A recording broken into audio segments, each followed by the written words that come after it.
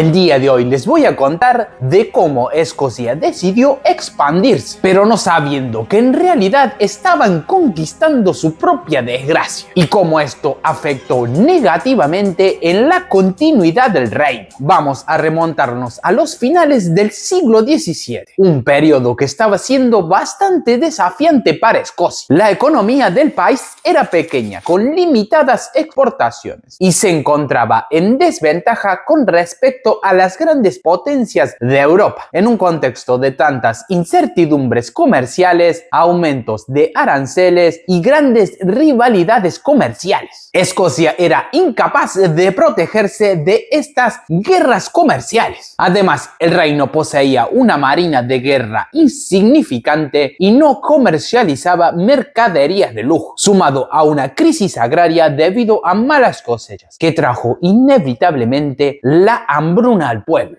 hicieron que este periodo se conociera como los años enfermos. Era una época de vacas flacas. Y en este mar de incertidumbres no tuvieron la mejor idea que expandirse, y siguiendo el ejemplo de los que ya lo estaban haciendo, como Francia, España, Portugal, Dinamarca y obviamente los ingleses. En este intento de expansión, los escoceses se dirigieron a la colonia inglesa de New Jersey para ver cómo era el panorama en América y ver qué opciones tenía. Pronto se vieron envueltos en el proyecto Darien, que actualmente es una parte de Panamá y Colombia. El proyecto fue dirigido por William Paterson, con los planes de que en un futuro poder comercializar con el lejano oriente. Esa misma lógica fue una de las grandes ideas para la construcción del Canal del Panamá. El gobierno inglés se opuso a la idea porque se encontraba en guerra con Francia y tenía miedo de ofender a España, que poseía este territorio y era parte del virreinato del Perú.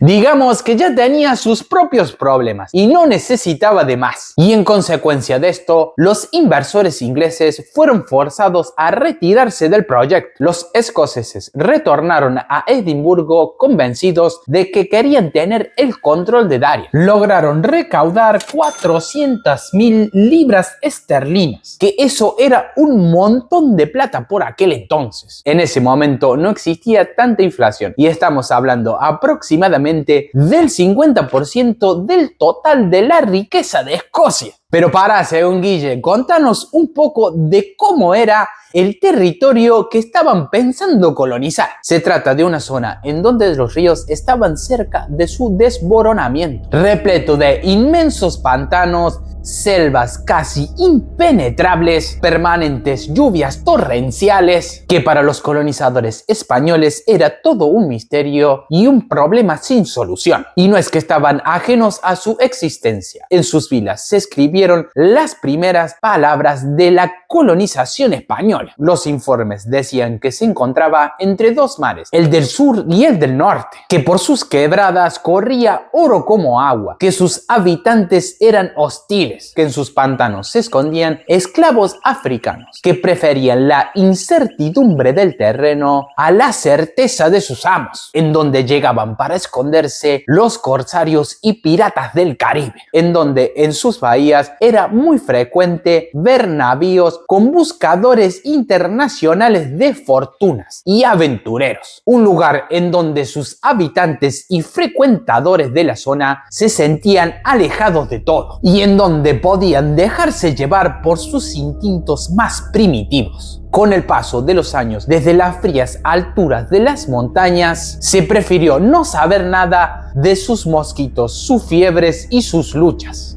simplemente evitando conocer los secretos que allí se escondían, hasta que los escoceses vieron una gran oportunidad en su conquista. Se sabía que quien controlara la zona sería el dueño del nuevo océano y con él su comercio. La primera expedición partió con 5 barcos en 1698, con 1.200 tripulantes. Hicieron una parada técnica en Madeira para nada más y nada menos que abastecerse de vino. Primero lo importante, William Paterson, encargado de la expedición, no tomó el territorio en nombre de ninguna autoridad territorial o divina. siendo más realista que sus antecesores hispanos. Se confirmó confirmar un tratado de amistad y alianza defensiva con el cacique de la región, que hasta les permitió levantar un nuevo poblado, al que nostálgicamente le pusieron el nombre de Nueva Edimburgo.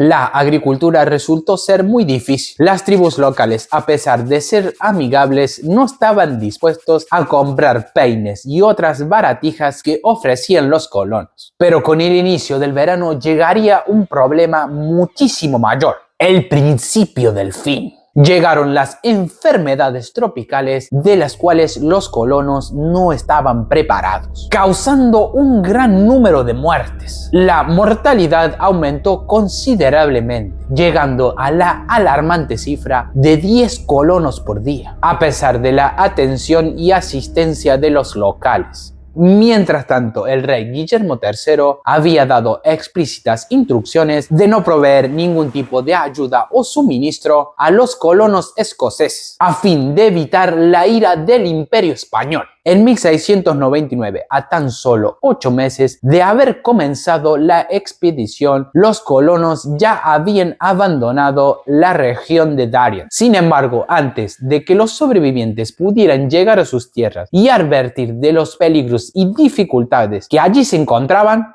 un segundo grupo ya había partido con 1.300 nuevos colonos con destino directo a su perdición. De la primera expedición se calculan que solamente habrían sobrevivido 300 escoceses. La segunda fase de la expansión corrió con la misma suerte de sus antecesores y aún peor, sumado a todas las dificultades antes mencionadas, y como si esto fuera poco, tuvieron que enfrentarse a los brutales españoles. Finalmente, los escoceses se rindieron y abandonaron su colonia por última vez, para nunca más volver. Consecuencias de las desastrosas campañas. Las enormes pérdidas fueron pagadas por Inglaterra, pero claramente este favor no salió gratis. Escocia e Inglaterra se unieron formando un nuevo territorio y en 1707 se dio el inicio oficial al Reino de Gran Bretaña. Fue la unificación de las dos coronas en una sola. Esta historia me pareció muy interesante, como ese ánimo de expansión y colonización falló rotundamente y llevó hasta la pérdida de la independencia del Reino de Escocia. Esta vez la historia no fue contada por el que gana. Si les gusta este tipo de contenido, los invito a suscribirse para no perderse uno nuevo. Y nos vemos en otro próximo video de Según Guille. Chao, chao.